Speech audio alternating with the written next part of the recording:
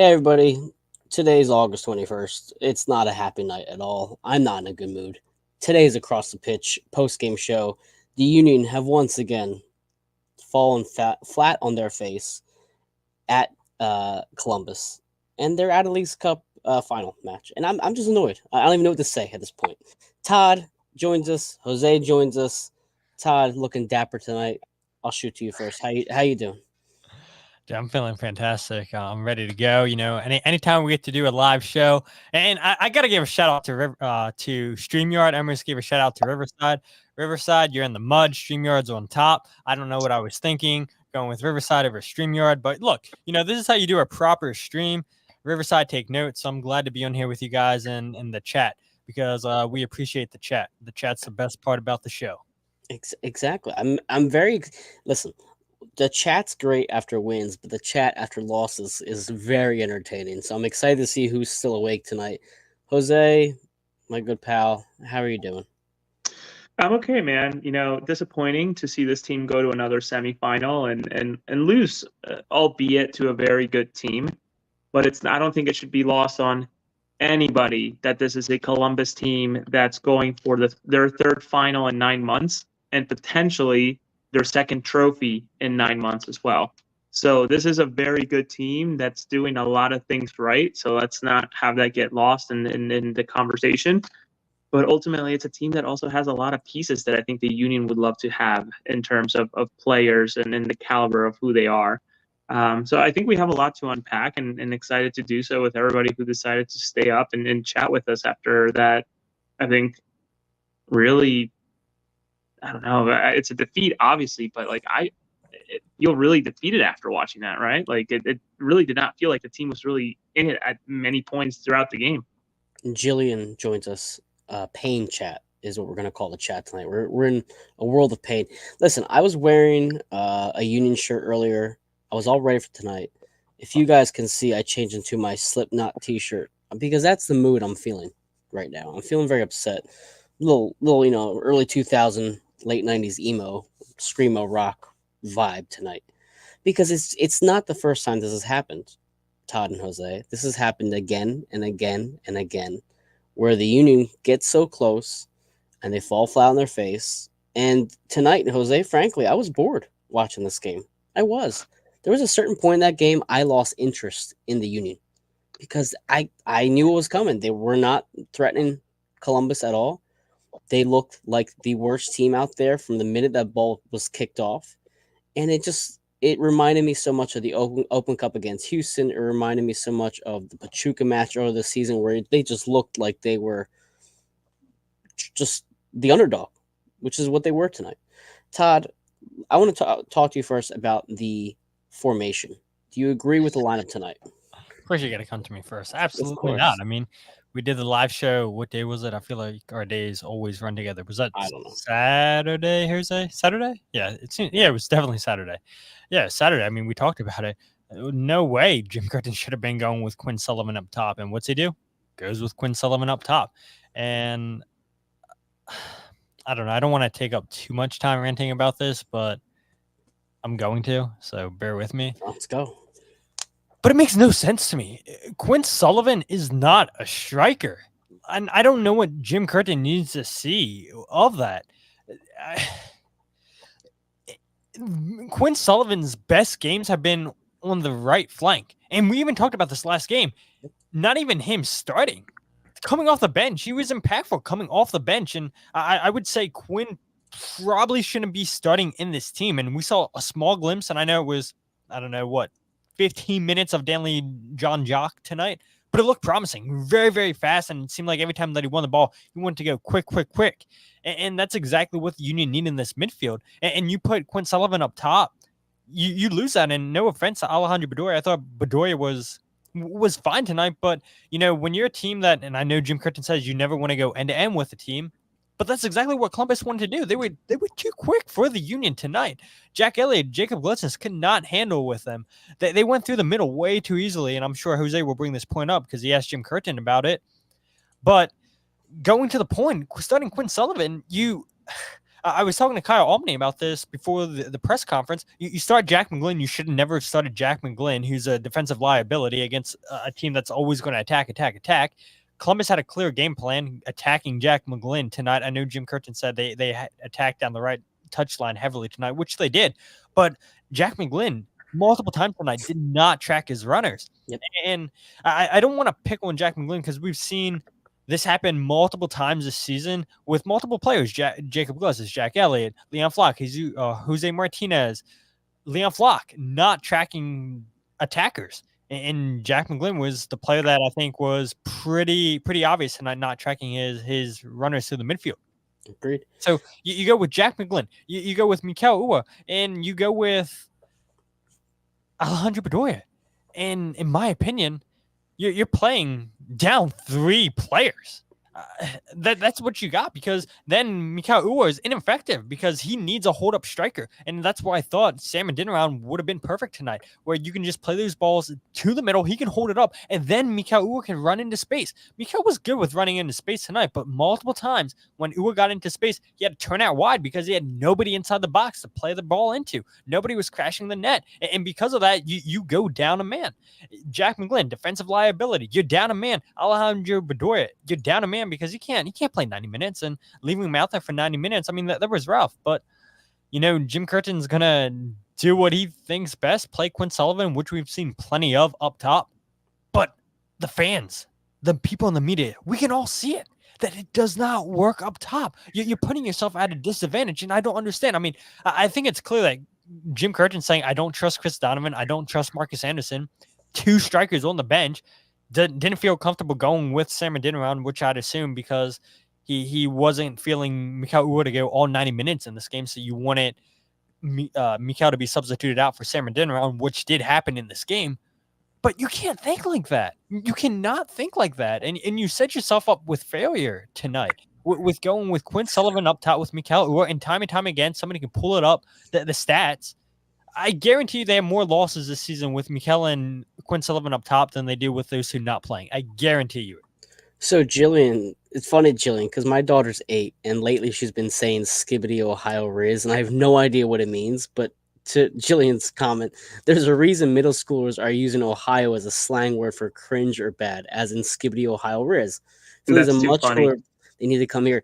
And the reason why she says that, from previous comments from our friend T-Mac and Drew, saying, how is a place like Columbus a quote-unquote desirable market for these kinds of players? And listen, Todd, I don't want to, I feel bad saying this, but in my opinion, the lineup was like a scared lineup. It was a safe lineup. It was one that didn't want to go for it against a team like Columbus. It needed to go more defensive, in my opinion. And you played Jack McGlynn out there, you're not going defensive at all. I don't disagree with that at all. Jose, I'm going to shoot to you because I know you might want to comment on something that Todd had said. Yeah, I flat out asked Jim Curtin. His quote leading into tonight's match was, if Columbus is going to score on us, it has to be around us, not right through us. And holy shit, the team went right through them, right? In terms of 2 specific goals that I can think about. And it is what it is, right? Tactical mistakes or players just, as Jim would say, being $7 or $8 million players doing $8 million things. And that's fine. I know, Mike, you will eventually probably get into, the player conversation or the valuation or spending, etc. But ultimately, it's a team that, set themselves up maybe not for success, leading with Quinn Sullivan at the top, and then maybe trying to think, okay, shoot, maybe we go with a Sam Adeniran to come and be a bruiser to push here towards the end. But ultimately, it just did not pan out the way that he expected. And that's a bummer, right? Because this is yet another semifinal where, to borrow words from Kevin Kincaid, the Philadelphia Union go and dick around and ultimately get bounced out, and now they play a 3rd place game and shit, the hamster wheel all over again. I can just see it already, where they'll go ahead and potentially win this 3rd place game, go into the Champions Cup. Sorry, I'm taking my socks off. Going into the 3rd place game and win it, and then go into the CONCACAF Champions Cup, play a shitty Costa Rican team, play another shitty Mexican team, make it to the quarterfinals or the semifinals of the CONCACAF Champions Cup, shit the bed early in the season with MLS, and then ultimately get bounced out in the semifinals of the CONCACAF Champions Cup and have to dig themselves out of a hole leading into League's Cup. So it's once again just like a vicious cycle that it continues to happen over and over and over again. And I hope with new folks in the front office like Chris Zitterbart and other individuals who have shifted positions, and potentially maybe this is a wake-up call, and I'm not holding my breath, for letting folks like Ernst Tanner and Chris Zitterbart have more money to go find $4 or $5 million players with their minds and their eyes that they have. Give them more money to spend on not an $8 million player, but a $4 or $5 million player that has that pedigree to just maybe change games. You know, like I'm not saying bargain hunting, that's for sure, but like find a player with an more than Mikel Ua, I guess really is what it comes down to. And you know, that shouldn't be that tough. I don't think. And again, very good folks at the helm over there in the front office now as well. So Jose, I wish the union would have knocked your socks off for you tonight. That you had to do it yourself. And that really that's what upsets me the most. Yeah, I was going to I ask think you, they Jose, would have. how much are you selling them for online? Listen, I feel like we have to say this first. We rightfully blame the front office and Ernst Tanner for the mayhem that we saw earlier this season, where Curtin had nobody to work with off the bench, right? Unfortunately, we're now saying this Union squad is so deep and so ready to compete in a term like this. This is Curtin's chance to win a cup or a trophy, right? We talked about this before the Mazatlan game, that we needed to go at them hard and fast. We did not. And I believe Curtin said that the red card woke them up. If maybe one of you guys can quote me. Okay, that's a problem. When a Mexican team that's been around less years than my cat is alive, when they come into Super Park, they should be smacked in the face, not just, okay, you guys wanna take this one? That's one thing. The second thing, you could tell from the Cruz Azul game, and probably I think 2 matches before that, that Mazatlan was going after certain players to get them kicked out of the game. Ty Baribo fell for that easily, and that should have been drilled into their brains. You cannot allow this team to get under your skin. And look, Baribo's absence was noticeable tonight, right? That's the second thing that goes to Curtin ultimately, right? And tonight, you guys are seeing the lineup. You're 100% correct. Quinn Sullivan has been throughout this entire season better on the right hand side. Now, has he been good all year? No, he has not. Sam Adeniran, although he's got very like hard feet and the ball just seems to like bounce off them very quickly. To your point, Jose, you want to bring that bruiser in from the minute you step on that field. Like, set the tone early. You've never won this place or whatever. They've never. They haven't lost. They haven't lost. Nancy hasn't lost here. What is it, Todd? So the Union have never won at Lower.com Field, but they beat Columbus twice in Ohio when they were playing at Old Crew Stadium, Yes. but never at Lower.com. That's what it is. Thank you so much. So you're going into in a hostile environment. You're statistically, odds are against you. Go in there with the best possible 11. Don't worry about the subs. Have your players ready to go. And listen, the fact that you are concerned that Mika Ua isn't going to play 90 minutes is another problem in itself. He should be playing 90 minutes. They should not have taken him out. You should have put Sam in there for Quinn, put Quinn for Bedoya, and put Bedoya on the bench. Because to your point, Todd, you just can't have him play 90 minutes anymore. It's not his fault. It's just father time catching up to him. That's it. That's where my frustration is with Curtin. You have a rotation now that's good enough to compete against Columbus, and they could have beaten them tonight. There's not a single doubt in my mind that if you had the right formation, the right mindset, and the right approach, you could have at least sent this game to penalty kicks. And if you lost some penalty kicks, fuck it. Congratulations. Nancy's a great coach. They're great players. I'm fine with that. But they didn't have a fucking chance at all from the minute they stepped on the pitch. Todd, you go. Take it from here. Yeah, I appreciate it. Yeah, I mean it's telling. It's frustrating, right? And I knew it. I knew what was going to happen as soon as I saw that lineup with Quinn Sullivan up top. And we've seen this show multiple times already this season. And you hate to put the blame on one person, and I'm not trying to put the blame on one person, but like Quinn would tell you too that he's not a striker. He's not comfortable up there. And again, we've seen Mikel Ua at his best when there's a hold-up striker with him. And Quinn Sullivan was abysmal tonight. Didn't get involved at all. And I feel for Mikael Uhre because it seemed like he was building confidence the last two games with scoring a goal. And really, he stepped up with that red card for Ty Baribo. And yeah, he could have and probably should have had 2 goals last game against Mazatlan. But Mikael looked like he was getting into form. And now you play a guy that's not a hold up striker for him. And Mikael Uhre just completely disappears. And so that's great that he's making the back line wear out and making them stretch. But when he looks to cross the bar into the box, you have nobody crashing the net. That's when it's an issue. And it's like, it's a busted play. It's like, you might as well give the ball back to Columbus and get ready to defend again. And many times tonight, that is exactly what happened. And so this game was always going to be end to end. Columbus were always looking to play quick 1-2 passes and just create numerical advantages against the Union. And yeah, a lot of bending tonight by the Union. And Andre Blake, he gave you that 1-2 saves that he's always going to give you, big saves. But I would argue, though, this is probably Andre's worst game. Yes, he's conceded three goals, and people are going to say, yeah, this is his worst game. But I think on a couple of those shots, Andre could have done a little bit better job parrying it. He parried the balls in the center of the 18-yard box, and the Union defender just watched the ball right in front of them. And to Columbus's credit, they were the first to the ball, and you can't have that. And I don't think this defense is fixed, especially during that 7-game stretch. I know there was a couple clean sheets and whatnot, and Andre Blake still having to come up with big saves. But you see the defenders get beat way too easily. And yes, Mazatlan, Cruz Azul, the Union's defense was forcing a lot of shots outside the 18-yard box, which is great and everything. But there's still moments of concern of these guys getting beat 1v1. When you get quick attackers going at you, you get exposed, and that's exactly what happened.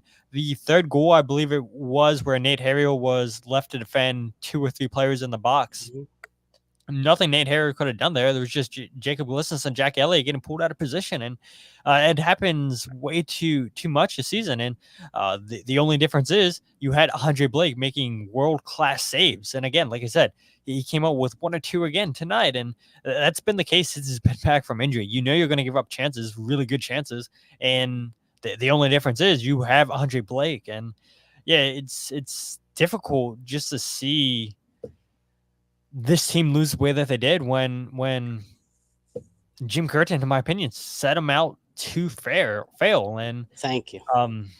Yeah, that's really difficult. And we've heard Jim Curtin say multiple times this year that, he hasn't been at his best, and he takes the blame for, substitutions, formations, what have you. And so I think that's the first time we've heard Jim Curtin actually say, I haven't been at my best this season. And it's a difficult pill to swallow. And I'll get to that in a second, and I'll shoot to Jose in a second. Let me read Frank, who joins us tonight. Thank you for joining us today. He says, team lacks depth and flexibility in players. Need to spend money. Otherwise, our team is what it is. We will need to get real lucky to win versus quality teams in big games. And that's the thing, is we're good enough to get there. We're not good enough to win. And we really just need luck to fall our way to even feel like we have a chance to win some of these games. And Mark from Calkin Sport joins us. Winter transfer window will be fun between the rumored targets, and then you have the draft too. Can I take this real quick? Please go ahead. My notes. So that's one thing. I know we still have a season to be played, and I know, Jose, you're sitting there like 10, 15 minutes, haven't said a word. Sorry, Jose. I feel like I'm just taking your shine. But look, the Union have got $425,000 in GAM from St. Louis and Nashville for the trades for international roster slots. They can apply up to $3 million per player transaction. So they'll get $2 million for Jose Martinez. I'm sure they probably won't get that all up front. I'm sure it's going to be in payments. But look, you can put that transfer towards GAM for 2025.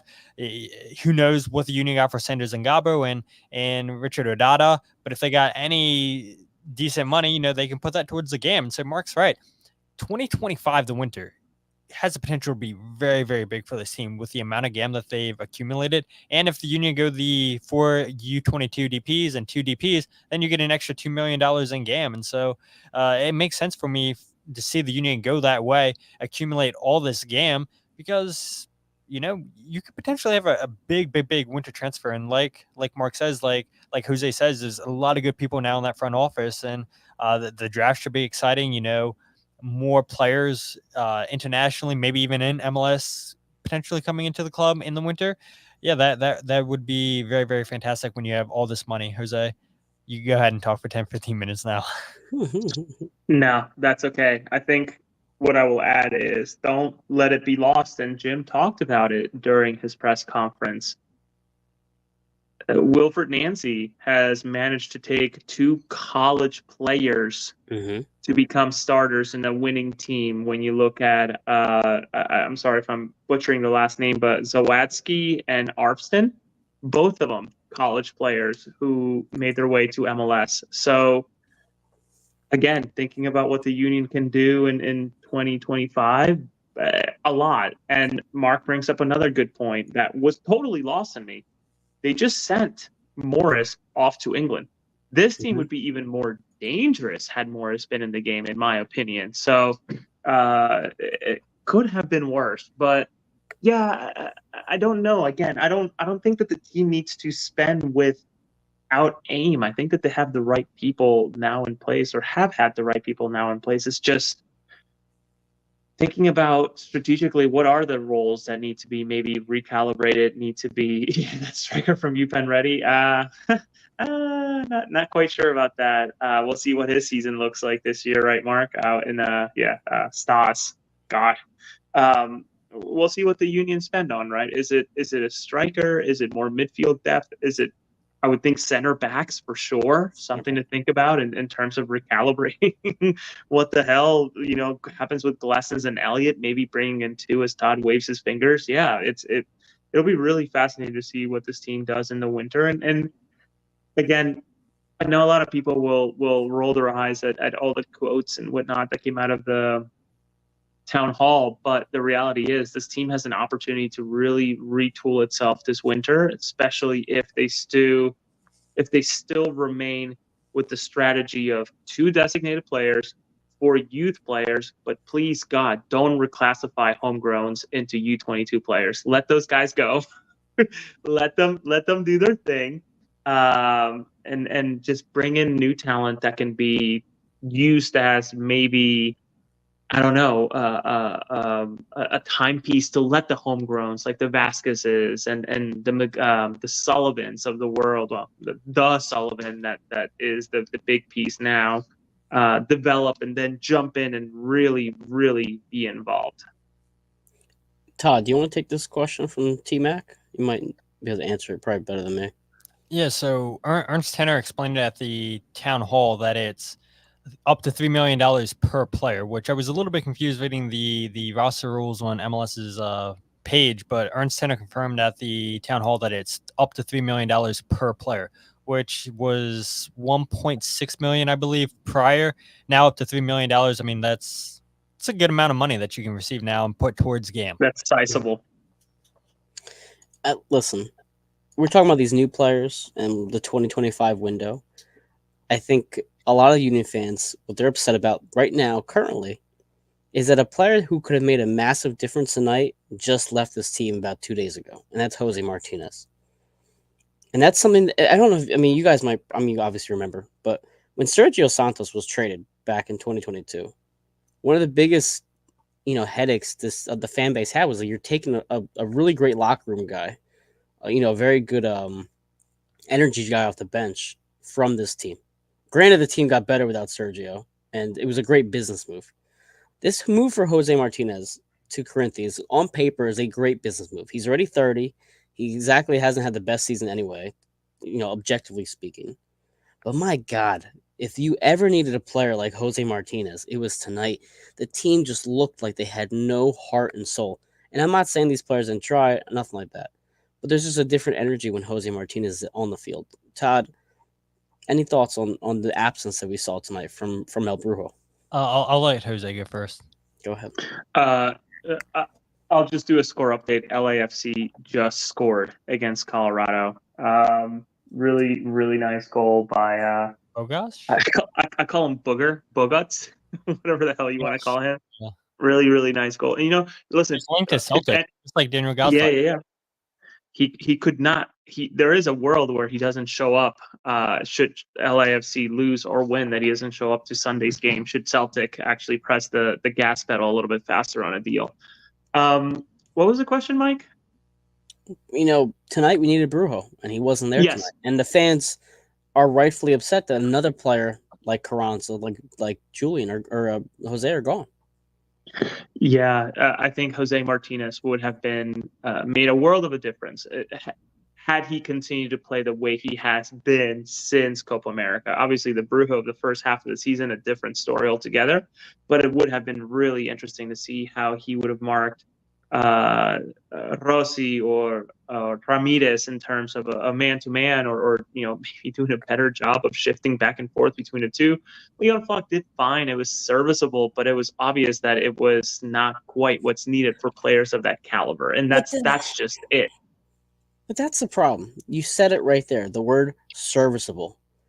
The Union are just a collection of serviceable players that can sometimes get the job done.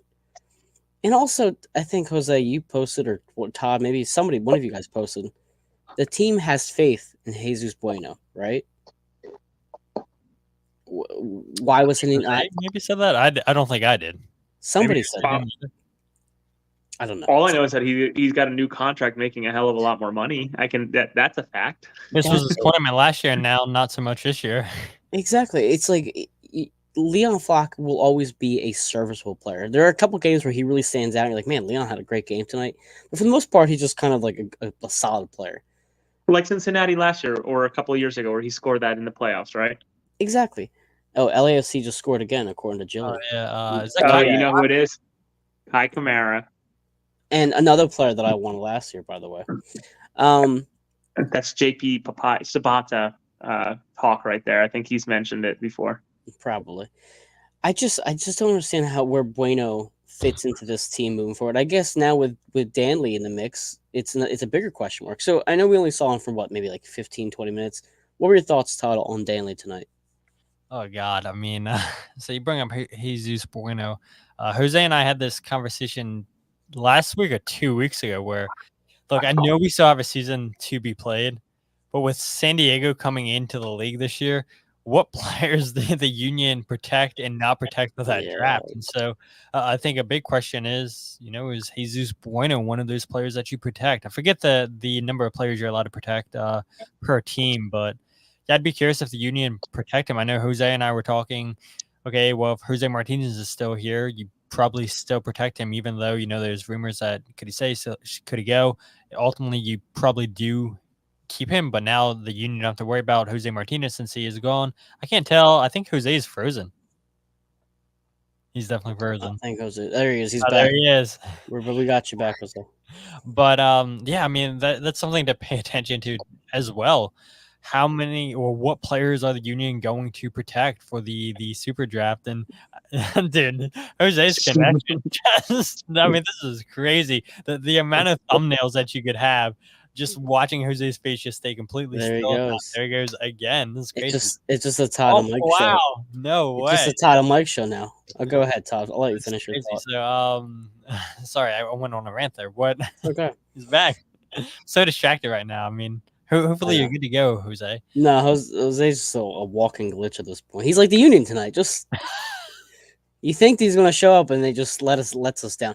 Okay, so anyway, we talked about. I know Danley Drew. Like, oh God, what's her name? From Wreck-It Ralph. Since Jose had a Disney reference tonight. Vanellope. She's the glitch. That's Jose. Just glitching all over everywhere.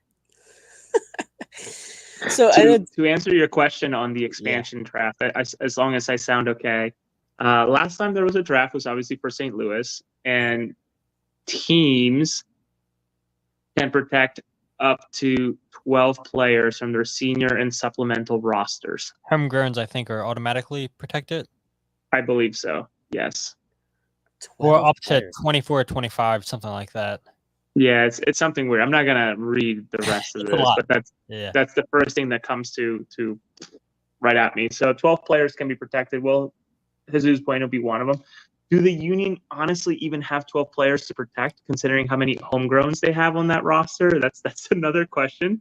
So they may literally just, because you don't have to protect Andre Blake. If he gets picked, he's retiring or just not signing. Like, he'll go elsewhere before playing for another team. Certainly, I would think. But nonetheless, those are the rules. Sorry to interrupt. No, I don't even know where we left off at this point. Like the Union, we are just unorganized and a little bit flat tonight, personally. So, Go ahead, Todd. can I play something from Taylor Twellman that he said at Oh, the broadcast? Jose please, retweeted it. go ahead. Which good job, Jose, getting that posted like pretty quickly while the game's going on, transcribed and everything. He's on it, always on it. Jose, the man of the people. Thank you, Todd, for letting me know exactly what minute. I listen for transparency. I listen to the games in Spanish, so I don't know what the hell Taylor Twelman and those people are saying. So it's always nice when people message me like, "Hey, here's an interesting part," and Todd's one of them. There's a few other people who text me stuff. So thank you, Todd, for sharing that. All right, so I'm gonna play this. Can I get a thumbs up if it's working or not? Yeah. All right, cool. What Jim Curtin's done in Philadelphia since 2018, they have the second most points behind LAFC. And yet, during that same time frame, they're in the bottom 4 in roster spending. And I think at some point, this team and this franchise can take the next step. Look at what Columbus has done, going out and getting those 3 or 4 quality players to go along within the manager's mindset. Jim Curtin has proven he can get you to there. But in order to get over the hump, Will Fernanzi will tell you, sometimes you just need the cream to rise to the top. And this team's got it. And I think Philadelphia now is going to be in a little bit of a transitional period of trying to find where their cream is. The end of that's weird. Can I just say, Philadelphia's just trying to find their cream. That made me laugh. When I heard on the TV, I was like, that's a weird ending. So maybe Twelman's a big Wu-Tang Clan fan. Cash rules everything around me. It's fine. So Todd, here's a problem I have with that. Okay, and it's kind of we talked about with Curtin. Yes, Curtin can get this team here, right? We need this team to be so stacked from top to bottom that Curtin cannot have the miscues that he's had like he has tonight. Is that fair? Because go ahead.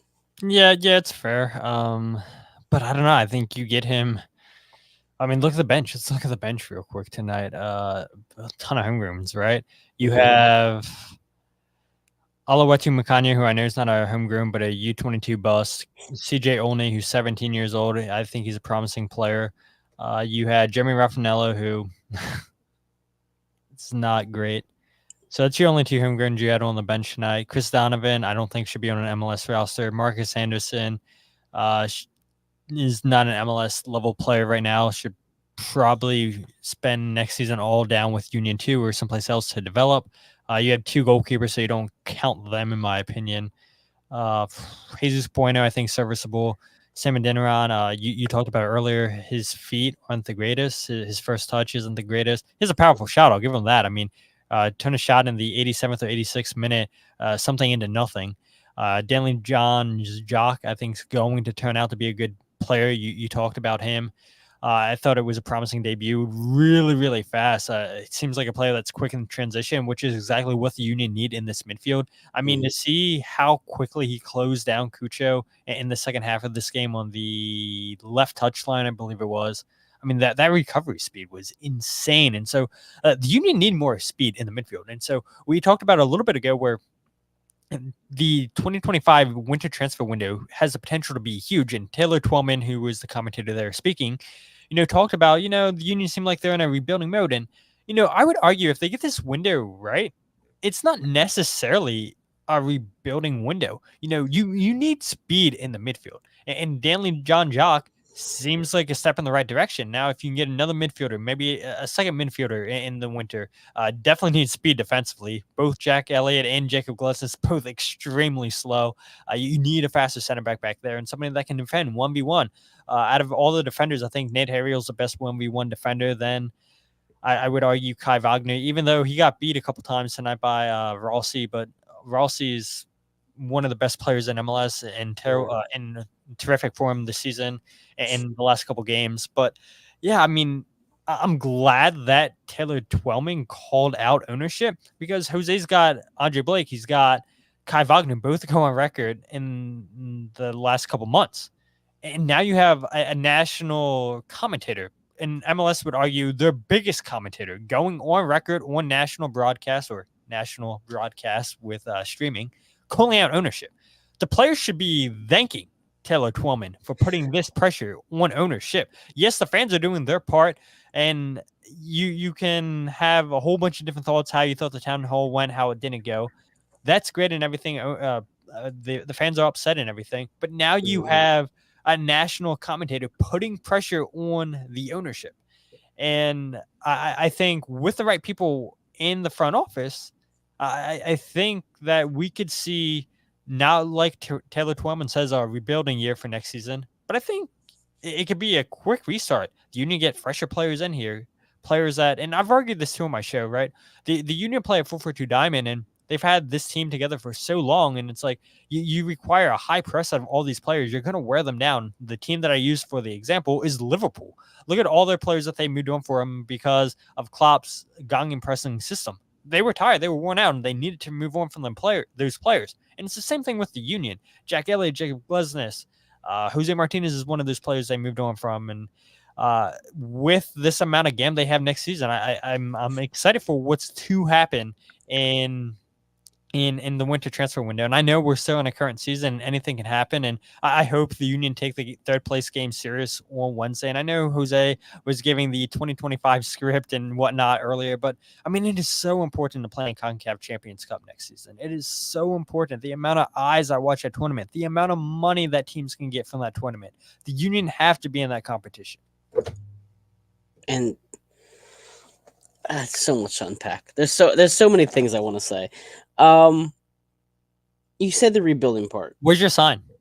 You need your sign. It's in the garage. I know. I gotta bring that up. Jeffrey Mitchell edited one of them today. It was really funny. I had to actually comment on one of his tweets earlier.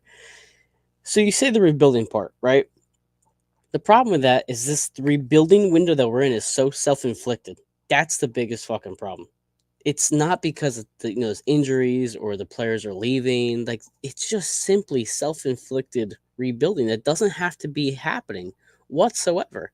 And that's what makes this whole town hall basically just a waste of fucking time, because it's going to be the same script as Jose mentioned. Jose, go ahead. You got a big grin. I want to hear what you have to say. And no, it's sort of what has been happening the last 2-3 years, right? Or even longer, honestly, in terms of, making it far into a tournament, then not getting over the hump, qualifying for the next big tournament, getting far enough, not winning it, while sacrificing the form in the league. And, it is what it is. It's a bummer. But again, man, it'll be really interesting to see what this group does in terms of players, right? I can think off the top of my head, does Holden Trent come back? I don't think so. It's a club option. He's holding up a spot as a goalkeeper, a third goalkeeper or fourth goalkeeper that probably won't ever see the field. And, he might be a great guy. Don't get me wrong. I just objectively just saying what it is, right? Andrew Rick, does it make sense for him to sit behind Semla or behind, Blake and not get any experience? No, just send him on loan to a USL side potentially and let him get experience, challenge himself as a 18-year-old rather than sitting behind Andre Blake and let Semla's contract happen and go through while keeping, Rick in the wings, learning. Mm-hmm. Another comment from Mark Anderson. Yeah. Mm-hmm. Go on loan to USL. The contract's long. Or if it's like Sanders and Galbo, maybe it's time to just cut ties and send them off to a different division and free up that space as well. So again, we're just here. I'm out loud just sharing potentially, what would make sense in terms of 3 or 4 different positions that or players, I should say, that could influence roster spaces for this upcoming season. And T-Mac is right. Not necessarily Rick, but that relationship between Lingby and the Philadelphia Union is that one that makes sense to send Rick to get that European experience at the top level of Danish soccer. I don't know how. I haven't watched enough of it, just some YouTube clips and some re-watches or whatever recordings of matches out in Denmark. I don't know enough about it, but I would think it's somewhat similar, or in terms of MLS in a way, maybe not quite as physical and fast, but I don't know. I'll have to watch more. It'll be interesting. Makanya, I don't even know where to begin, right? That's another player. That's a U22 initiative player who's making $262,000 to play in front of 300 people on Saturdays or Sundays when the Union senior team is away from home. So I don't know what happens with him. Todd, is he he's guaranteed through 2024, but options for 2025, I think, right off the top of your head. Oh, putting me on the spot. I can get it to you in 1 second. I have the Excel. That's okay. He's coming back next year in some way, shape, or form, unless the Union move him specifically. I don't think it's a club option. 2025, and then option years 2026, 2027. Yeah, so he's on contract for next year, and certainly not getting a pay cut unless he agrees to a new contract. So I'm guessing the the $262,000 turned into closer to $300K for a player that's probably never going to see the field for the Union at that, albeit only hitting the cap at 150 or 200K. I can't remember what he would qualify for, but a minimal hit. I think one thing. I think I'm just kind of reading through the comments, and I think two things that were brought up. Frank mentioned Damian Lowe not seeing the field tonight. He didn't play against Mazatlan either. And when you're missing somebody like Brujo, having that energy level, that intensity, the tenacity was definitely something that's needed. But then also, Lord of Olympia mentions the midfield was overrun tonight. Agreed on need for more speed. So again, that's why fans get upset with Curtin, because he put together a lineup with Jack McGlynn, who's just really not the most athletic person in the world. Leon Flock, who's very fast but also very stiff and doesn't offer you a lot in the attack, and then Bedoya, who's just on his final legs in terms of ability and speed in the midfield. Can you play T-Max comment? His latest one. Yeah, Makanya Craig. Let Jose take this one. Jose, what do you think of this Makanya Craig pairing of the future? We didn't even talk about Craig and Matt Real and God, I wonder. Please tell me that it's in writing. What happens with Joaquin Torres next year? In terms, I think it's a club option, right? It's an option. Yeah, it's an option. So. Again, that's some more money if it's transfers. That's some more roster spaces if those transfers do happen. I don't know. It'll be really fascinating. I don't. 350K. I'm sorry. Say it again. Making close to 350K. Joaquin Torres. Yeah, I remember him being like 349 something, if I recall. It was something. It was like a weird. Yeah. I hate that I know that so well. Yeah, it'll be really interesting. This team has a really good opportunity to shake it up, and I as much as people may not like to hear it, I wonder if there's a sixth homegrown signing, which would be Frankie Westfield, and then a lot of the youth that comes through this coming window is through the draft, and people will not like to hear it. I think a lot of folks in the press certainly wouldn't like to hear it, considering that they have been trained, I think, by Ernst Tanner as of late to not really value the draft, though, again, getting beat today by two. Right? Orlando. Fantastic draft with the Strikers. Columbus, I mean, I'm glad you and Mark brought them up. So many players on that roster. Darlington Nagby. That dude's a winner. One in Portland, one in Atlanta, one in Columbus, one at Akron. The dude just wins. And there is so many valuable players in the draft. And just because, it might not be your forte doesn't mean that there aren't valuable players. I mean, look at Mbito from Colorado going for $7 million to, was it Nice Nice, right? Did he go to Nice or was it Lille? One of those. No, it was OG Nice.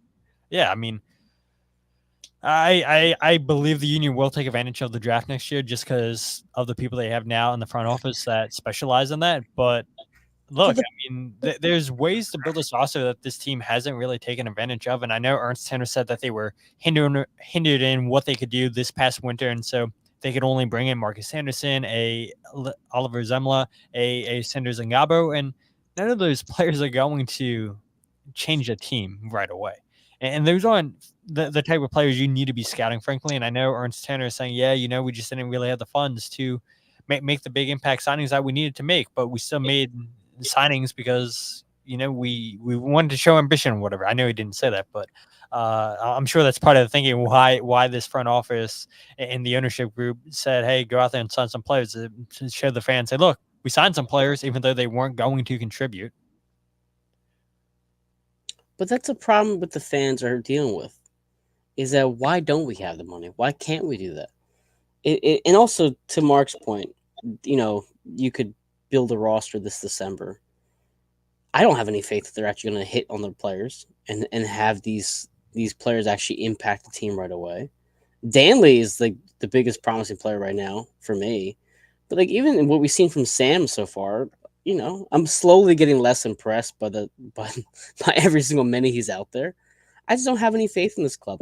And guess what? We're only one. We're talking right now like the season's over tomorrow. It's not. Yeah, I know. We have a full 9 or 10 games left in the regular MLS season. We're only 1 point out of the playoff picture, and yet it feels like it's the off season already, and it feels like the season's over. And to Jose's point with script writing, what's going to happen is the Union are going to make the playoffs because they're playing a little better. They're going to sneak in as a 6 to 8 seed. They'll win a game or two, and then we're going to fall flat because the other teams have players that are just better. And all it takes is us missing one player like Baribo, and the entire thing goes to shit. And again, that goes back to coaching. Yeah. I mean, it's a fair point. I'm looking at the MLSPA website right now, and this is a little bit strange. I don't know if you realize this, Jose, but on August 9th, 2023, the MLSPA released the 2024 free agents, Mhm. and they haven't released anything for 2025 yet. Let me send an email tomorrow morning. Could be worth, following up and seeing. No, I have a person there. Look, this guy has sources everywhere. No, I wouldn't call it a source. It's just a contact, honestly. Building relationships. Jose Nunez. You should come on the live show, and there's a lot of us I can learn from that, Jose. Building these relationships 101. Good networking. Jose's only on the show because he was a commenter. It was his. Listen, it started from the beginning. What I will say is that this team has still, make no mistake, probably the best keeper in the league in terms of Andre Blake. Best left back. Best left back in the league. I would say, as of right now, in form, if God, again, what would Ty Baribo be had he played alongside Julian Carranza most of the season and some of last year instead of Mikel Ua? Who knows, right? What that partnership could have looked like and how good it could have looked like. So, a really good striker in a way too. I think what it needs is to maybe recycle some other players. Like, I think he's been a legend. And Mike, I've been shouting this from the rooftops for a few years. You know this. Alejandro Bedoya, it's time to just say goodbye. And again, that frees up not a ton of money. I think $400,000, if I remember correctly, in terms of his salary. So again, a lot of space to play with, and again, a lot of great people who are stepping into this front office to make it happen, who have the eye for college players, free agents, players abroad, have great networks in multiple parts throughout the country that can really make a difference with this roster. It's just, can they be trusted by the people who are ultimately, rubber stamping decisions that they may be suggesting? Well, here's the thing that you bring up, and we've said this like hypothetical a bunch of times already, and it's getting to the point now where when you see a game like tonight and you're just annoyed like I am tonight, I just have to say it. There was a world where we could have seen Baribo and Carranza together, Mhm. and there was, and it didn't happen. There is a world where we've seen Bueno and Martinez play well together side by side, two Venezuelans in front of the back line, and it just never panned out again.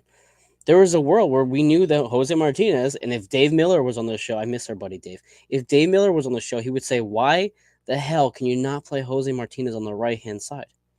Why do you keep trotting Bedoya out there?"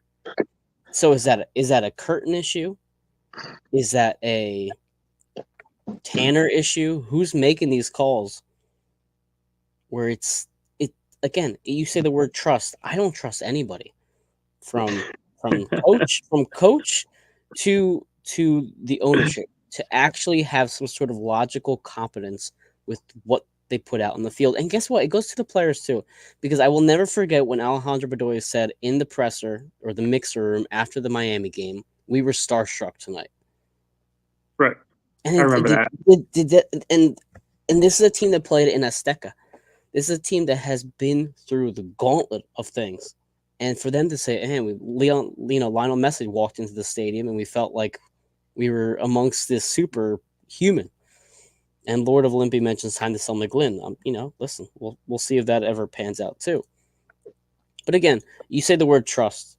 We're talking about the town hall.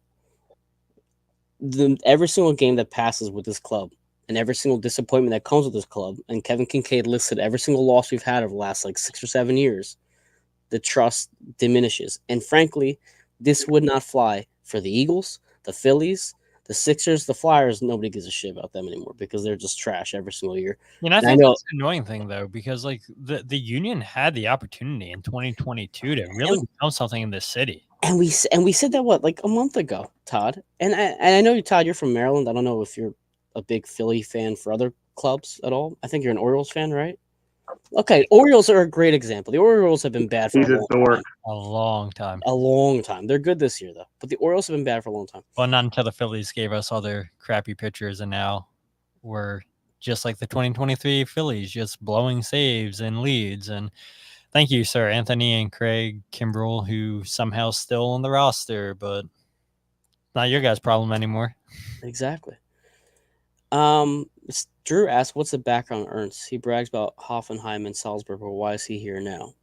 I don't know if you want to Project. He's talked about that plenty of times. He wanted a new challenge. He said he had opportunities after Salzburg in Europe, but he just wanted the challenge of, the roster restrictions and a salary cap. And yeah, what better team than the Philadelphia Union? And so people who aren't familiar with that relationship, how it came about, it was Richie Graham who started YSC Academy. He's the one who met Ernst, I think, in 2017 or 2018.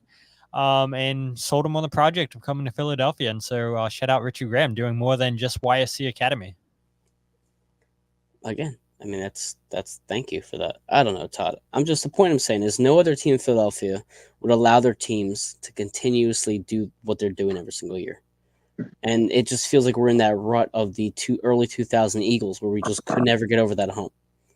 And it feels like there's no end in sight. It frankly doesn't, because if we make the playoffs, like I said about 10 minutes ago, I don't think we're going to do anything more than the second or third round bump. Jose? I don't think that this is a fair statement when you think about Ernst Tanner.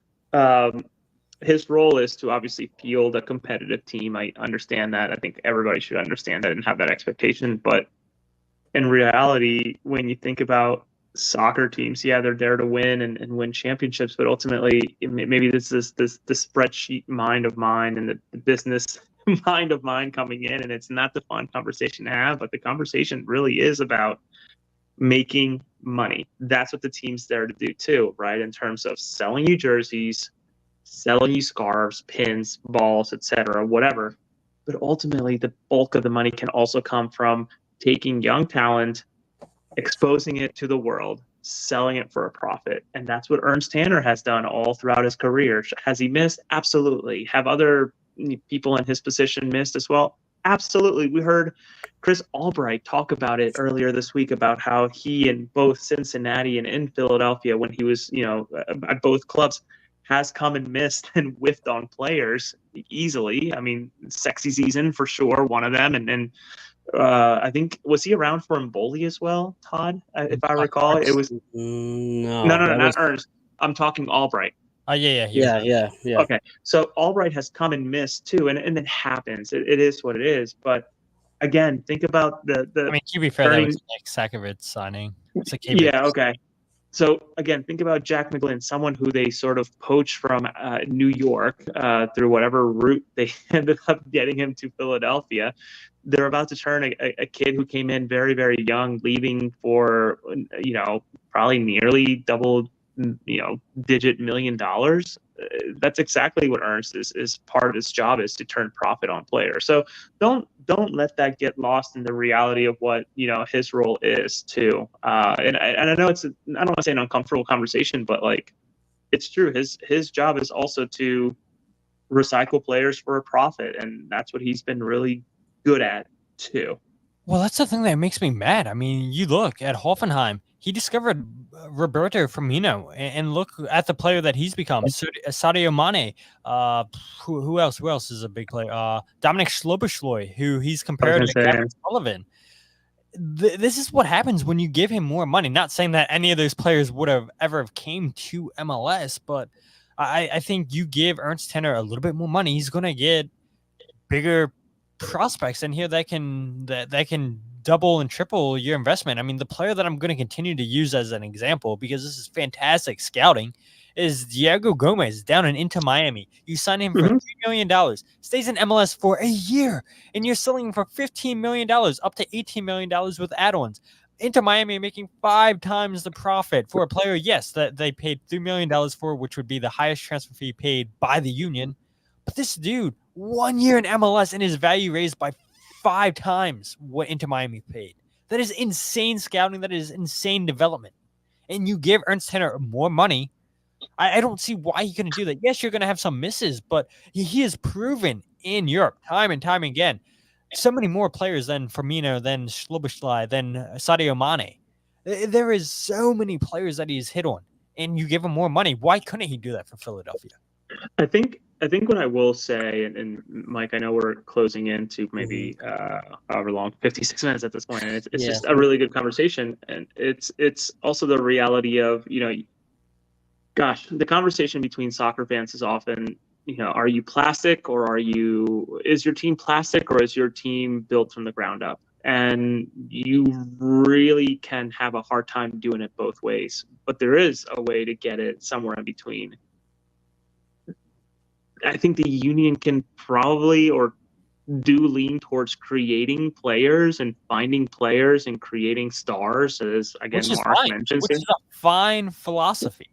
Which is fine, but it needs to also be enhanced, and the fan base needs to be comfortable with mercenaries. And I'm saying this as a term, not what they actually are, but like mercenaries, players that come in for 2-3 years. Maybe that's what Danley is. Mercenaries for coming in for $1.6 million, which is, I guess, the reported fee for Danley, staying at the union for 2-3 years, doing a great job, and allowing the homegrowns or the next batch of homegrowns to grow, develop, learn from them, and then take their role while Danley goes abroad once again to Europe or wherever he wants to go at 28, 29. And the cycle continues, and that's a healthy cycle. That really is a healthy cycle. All MLS teams should be doing that, though. Not just the union. That's what MLS should be. I mean, Chris Albright talked about it in his press conference this week with Cincinnati, where they have a 2 to 3 year window left, and then they got to tear it down and do it again. Because they plan on selling those players. Barriel, great signing, great scouting. Orishano, the other young Argentine, great scouting, and I expect him to be sold here in a couple of years. I mean, time and time again, it just proven. You have a guy who has an eye for talent, and yes, Bupenza doesn't work out. You're not always going to hit on players, and who could have predicted that Bupenza? No one predicted a sex tape, and no one predicted a sex tape and getting his jaw broken. So you're right. Warwido, one of the best sixes in MLS. That's fantastic scouting.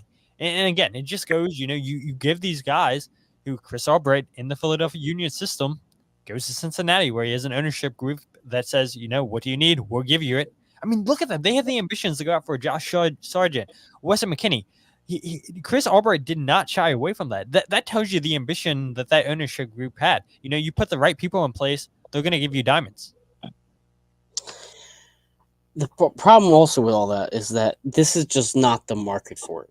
Philadelphia is not the market to have these little projects without some sort of title mixed into that. And also, to the fans' point, you do what Jose wants to do. You get players like, Brendan Aronson and Mark McKenzie, and you build a team around them, and then they're gone before you can really even see the long-term impact of their presence at the club. And then now here we go again. We have to wait for a 14-year-old to mature. We have to wait for Westfield to get signed. We have to wait let's see what Vasquez has. They need to sign Neil Pierre too. Neil Pierre. And then that's the thing. Okay, great. We have these new batch of young stars. Vasquez, Pierre, Sullivan. Awesome.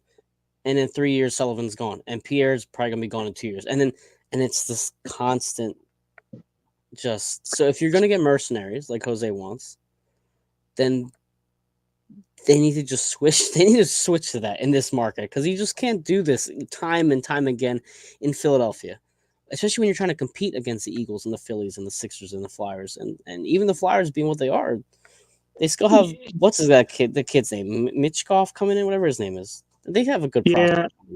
The other thing to remember, Mike, is that you also don't want to battle the player's ambition, right? If the player has outgrown what they want to do in Philadelphia, Sure. why would you want to restrict them from going Mark McKenzie to Genk or Paxton out to Eintracht? Was it Frankfurt? Eintracht, right? Is that where he went, Todd? Paxton, yeah. Yeah.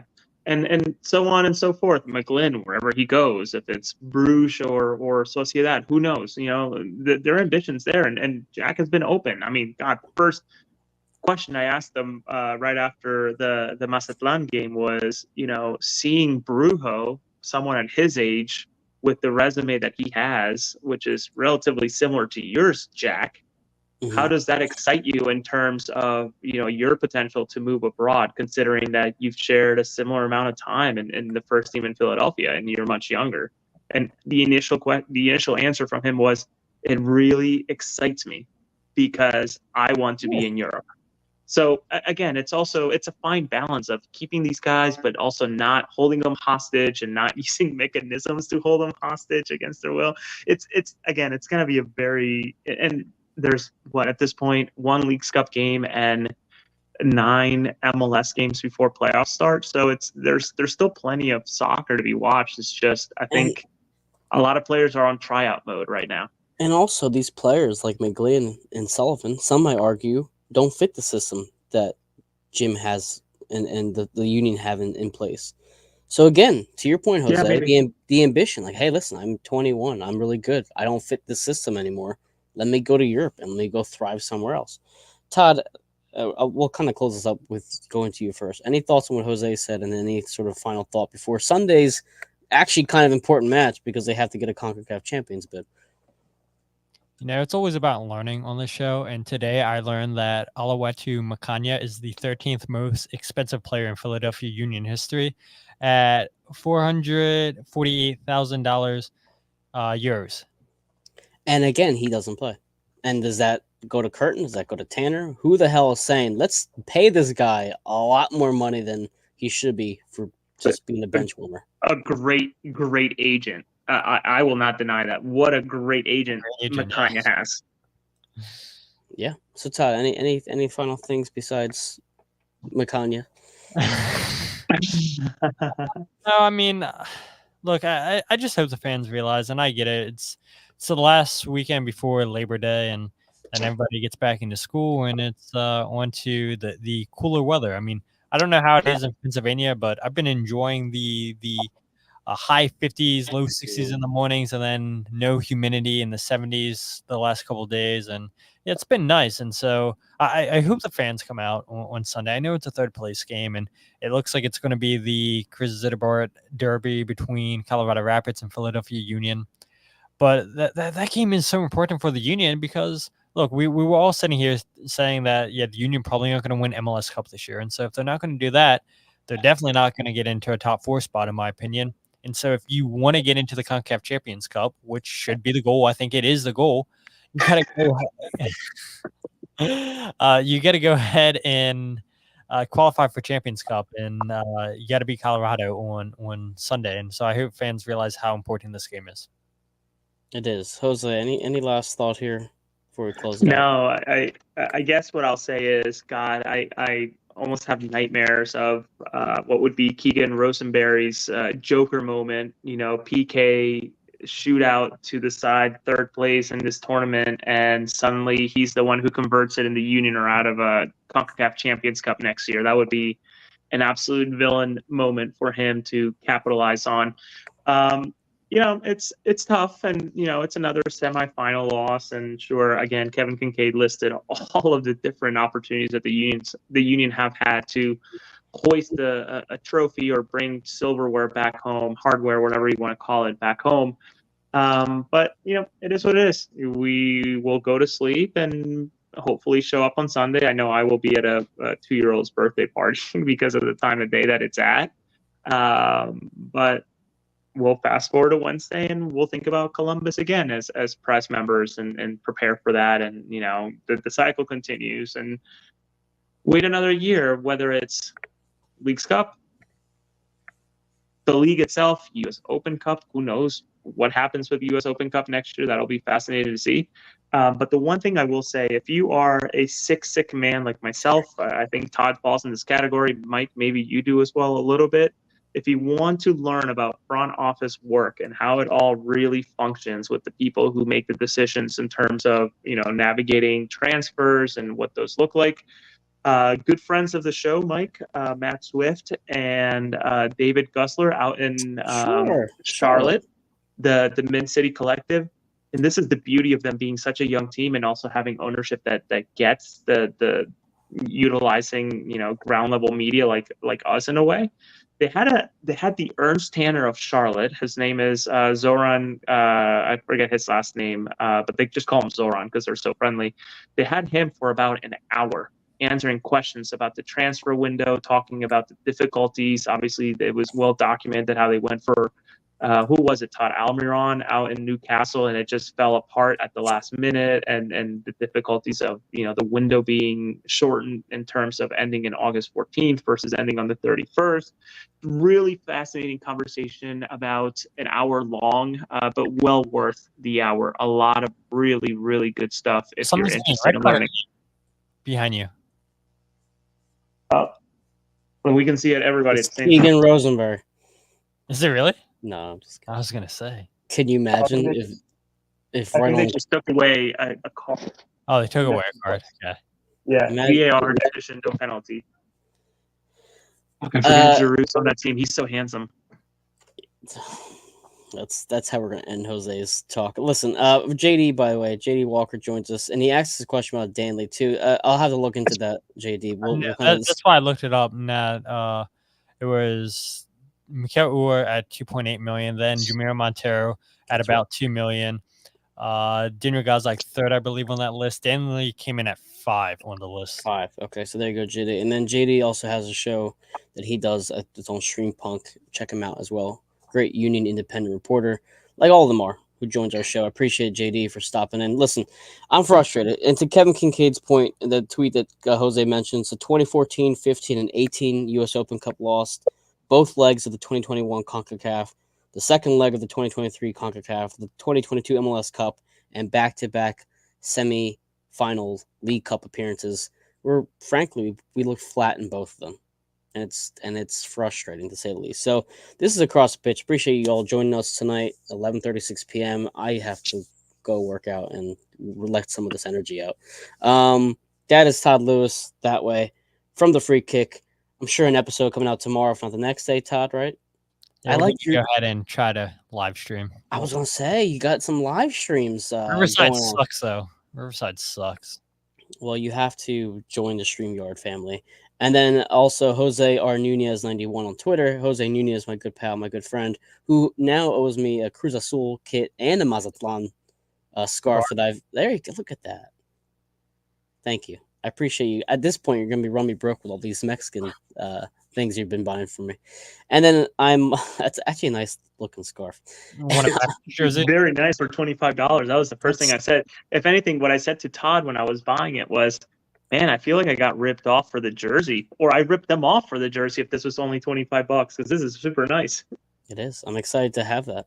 And then again, I'm Mike Barrera, mbarrera1323 on Twitter. Well, next show, are we going to do a show Sunday night? Probably not. It depends because of the time of the day. I might actually be at the game. I might take Aubrey because it's early enough. But otherwise, we'll be in touch probably next Wednesday for the Columbus match. And then we'll see. At this point, listen, the Union season continues. We are 1 point out of the playoffs. We have been playing better with Ty Baribo at the top of that formation. Really has made a big difference. Andre Blake behind the back line has made a big difference. We'll see if they can get back into it and put a good show into end the MLS campaign. But again, everybody, thanks for joining us. Have a good night.